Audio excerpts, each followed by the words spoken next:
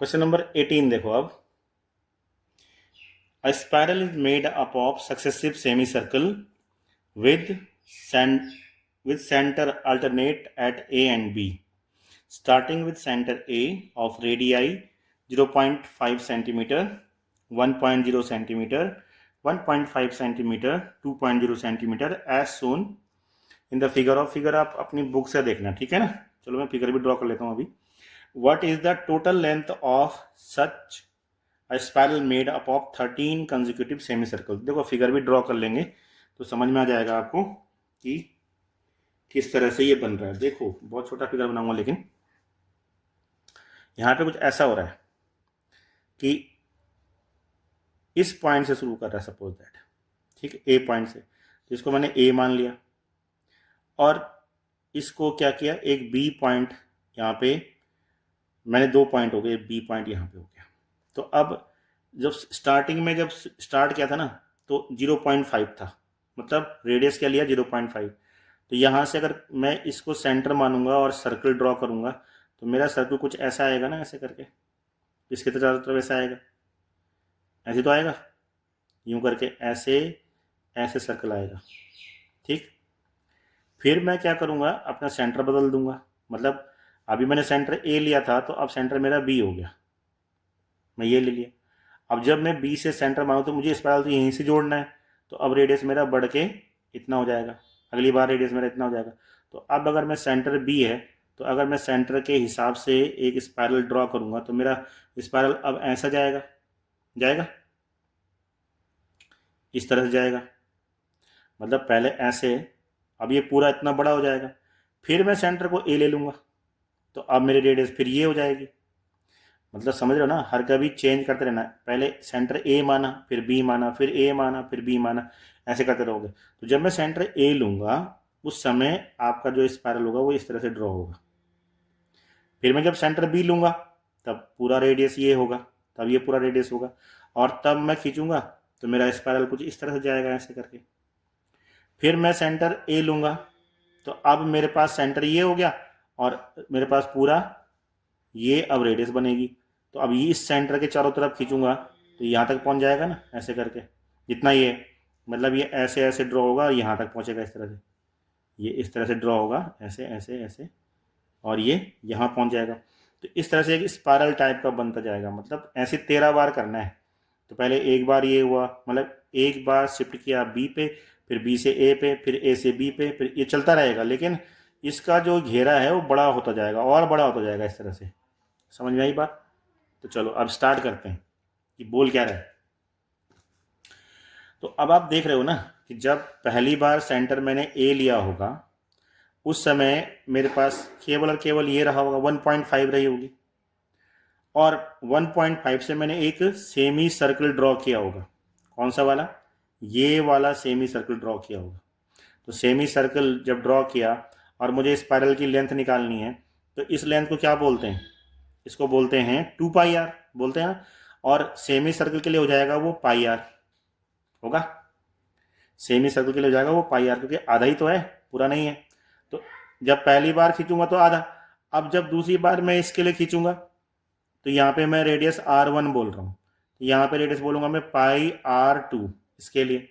फिर जब इसके लिए बनाऊंगा तब हो जाएगा πr3, मतलब हर कभी रेडियस बढ़ती जा रही है, पहले 0.5 थी, फिर 1 हुई, फिर 1.5 हुई, तो रेडियस बढ़ेगी, तो मैं r1 r2 r3 ले रहा हूँ। लेकिन हर कभी आपको सेमी सर्कल ही मिलेगा ना, यहाँ भी सेमी सर्कल मिल रहा है। जब आप यहाँ से यहाँ से ड्रॉ करेंगे तब भी सेमी सर्कल मिलेगा, फिर यहाँ से आप ऐसे ड्रॉ करेंगे तब भी आपको सेमी सर्कल मिलेगा, ठीक। तो every time you draw a semi circle, clear. अब सेमी सर्कल की जो लेंथ होती है उसको हम 2πr बोलते हैं, लेकिन 2πr तो पूरे सर्कल की होगी ना, आधा सर्कल है यहाँ से यहाँ तक है सिर्फ, तो उसको हम सिर्फ πr बोलेंगे। तो यहाँ पे हम क्या लिख सकते हैं कि यहाँ पे बोलेंगे लेंथ ऑफ या सर्कमफ्रेंस ऑफ सेमी सर्कल बोलेंगे ना, लेंथ ऑफ स्पाइरल, जो आपका स्पाइरल, ये हो जाएगा πr, और पाई आर क्यों लिया गया? आपको पता है कि पाई आर क्यों लिया गया, क्योंकि ये सेमी सर्कल की सर्कमफ्रेंस है, ठीक है, सर्कमफ्रेंस है, दैट्स वाई पाई आर।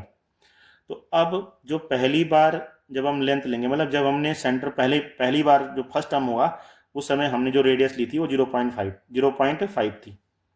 तो पहली बार के लिए क्या जाएगा, पाई R1 ऐसे।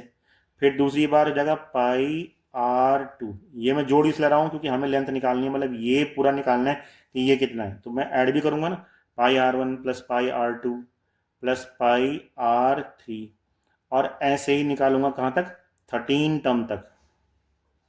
13 बार किया 13th टर्म, क्लियर है। तो अब R1 R2 R3 ये कितना होता जाएगा, ये होगा R1 R2 R3। अगर मैं इसको लिखता जाऊं तो R1 होगा पहले 0.5, फिर जब दूसरी R लेंगे तब 1 हो जाएगा, यहाँ से लेकर के यहाँ तक 1 हो जाएगा। और फिर जब तीसरी R लेंगे तो 0.5 और ये 1 है ना, यहाँ पे 1, तो 1.5 हो जाएगा। मतलब इस कोने से यहाँ हर कभी सेंटर भी चेंज होता जा रहा है, तो 1.5 हो जाएगा। मीन्स कि जब मैंने ये लिखा था उसके बाद मेरा फॉर्मूला क्या बनेगा, पाई तो ले लूँगा मैं बाहर, पाई सब में कॉमन है ना, ये सम निकाल रहा हूँ, पाई बाहर ले लिया। अब R1 plus R2 plus R3 plus R4 इस तरह से बचेगा, मतलब R1 plus R2 plus R3, और ये बचेगा कहाँ तक, 13th टर्म तक, यहाँ तक बचेगा। अब R1 यहाँ पे क्या है, पाई मैंने लिख लिया, R1 है 0.5, फिर है 1.0, फिर है 1.5, फिर है 2, फिर इस तरह चलता जाएगा कहाँ तक, 13th टर्म तक। अब बताओ अंदर AP बन गई, 0.5 1 1.5 2, मतलब 0.5 का गैप हो गया तो AP बन गई। मतलब हमें सम निकालना है 13 टर्म तक, और 22/7 बाहर रह जाएगा। तो इसको लिख दो आप 22/7, क्योंकि पाई की वैल्यू होती है, वो दे भी रखी है आपको सवाल में। और यहाँ पे सम का फॉर्मूला लगाओ 13 टर्म तक, तो 13/2, पहला 2 इंटू 0.5 प्लस 13 में से 1 गया 12 इंटू अब 0.5 ही इनके बीच में गैप भी है, तो 0.5 यहाँ हो जाएगा। तो अब देखो 12 बार 0.5, 2 बार ये, तो कितना 14 टाइम हो जाएगा। तो हम इसको बोलेंगे 22, ये बाहर 22/7 है, ये 22/7 ये हो गया।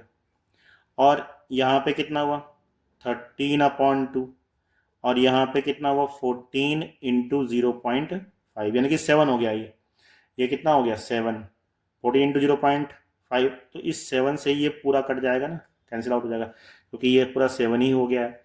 अब इससे ये भी कट जाएगा 11 बार।